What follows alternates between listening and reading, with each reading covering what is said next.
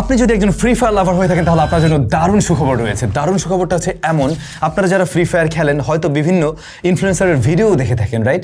এবারে আপনি নিজেই কিন্তু আপনার প্রিয় ইনফ্লুয়েন্সারের সাথে ফ্রি ফায়ার গেম খেলতে পারেন। হ্যাঁ, আপনার জন্য সেরকম সুযোগ রয়েছে। কিভাবে খেলবেন? এই যে ওরাইমোর যে 3টা প্রোডাক্ট দেখছেন, এই 3টা প্রোডাক্ট থেকে যে কোনোটা পারচেস করে আপনি একজন লাকি উইনার হয়ে যেতে পারেন। লাকি ড্রতে যদি আপনার নাম আসে সেক্ষেত্রে আপনি খেলার মতো চান্স পাবেন। গত 9 জুলাই থেকে ফ্রি ফায়ারের টুর্নামেন্ট শুরু হয়েছে, যার অর্গানাইজার ওরাইমো।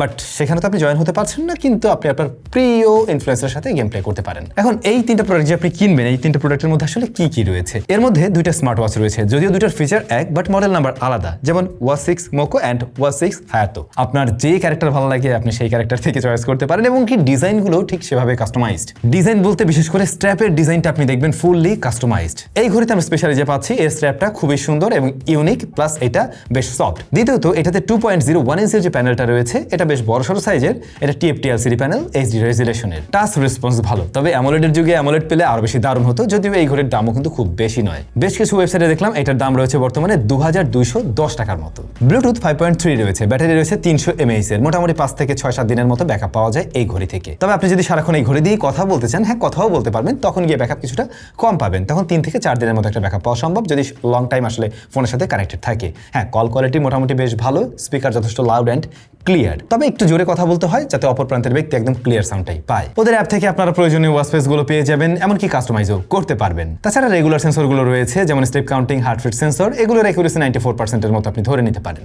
আর সবচেয়ে ভালো ব্যাপার হচ্ছে IP68 রেটেড, সুতরাং স্প্ল্যাশ, পানিটানি ছোঁয়া লেগে গেলে বা বৃষ্টির মধ্যে হেঁটে আসছেন, ভিজে গেলে সমস্যা হওয়ার মতো কোনো পসিবিলিটি নেই।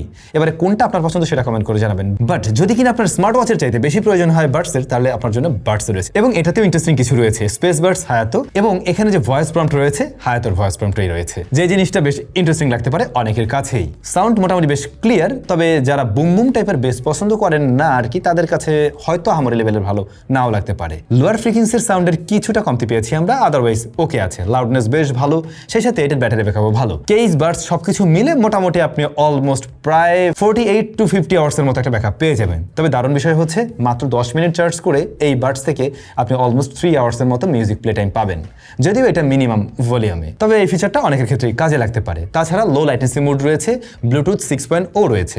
লো ল্যাটেন্সি মোডটা গেমিং এ কিছুটা বাড়তি সুবিধা দেয়, তবে TWC কিছুটা ল্যাটেন্সি থাকে, যেটা আমরা এখানেও পেয়েছি। তবে কমতের যে জায়গাটা, এখানে আমরা ANC পাইনি।